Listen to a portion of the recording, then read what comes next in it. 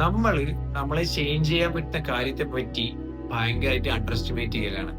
അതായത് നമ്മളെ കൊണ്ട് നമ്മളെ ചേഞ്ച് ചെയ്യാൻ പറ്റില്ല എന്നുള്ള കാര്യം.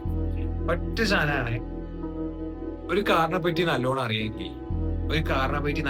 അറിയെങ്കിൽ അവർക്ക് മനസ്സിലായി. ഇതിനെപ്പറ്റി അറിയുന്ന ആൾക്ക് മനസ്സിലാവും. ഇതിനെവിടെയാണ് മോഡിഫൈ ചെയ്യേണ്ടത്, ഇതിന്റെ എവിടെയാണ് കുഴപ്പമുള്ളത്, എങ്ങനെയാണ് ഇത് മാറ്റേണ്ടത്. ഇതിനെപ്പറ്റി അറിയുന്നതുകൊണ്ടാണ് മനസ്സിലാകേണ്ടത് ഇതിനെങ്ങനെയാണ് ചേഞ്ച് ചെയ്യേണ്ടത് ഇതിന്റെ കാര്യം. ആ പവർ എടുക്കലാണ്. അതായത് എനിക്ക് ഇതിനെപ്പറ്റി അറിയാം.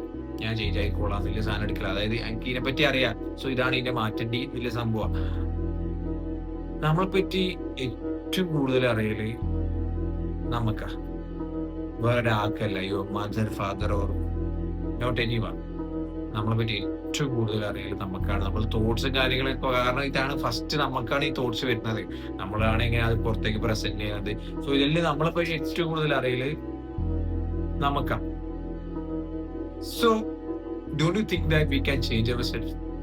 കാരണം കാറിന്റെ എക്സാമ്പിൾ പറഞ്ഞ പോലെ നമുക്കറിയാം നമ്മളെ പറ്റി. നമ്മൾ എന്താണ് ചിന്തിക്കുക, എവിടെയാണ് ചിന്തിക്കുക, ഏത് രീതിയിലാണ് ചിന്തിക്കുക, ഏത് രീതിയിലാണ് എടുക്കാന്നുള്ള കാര്യം.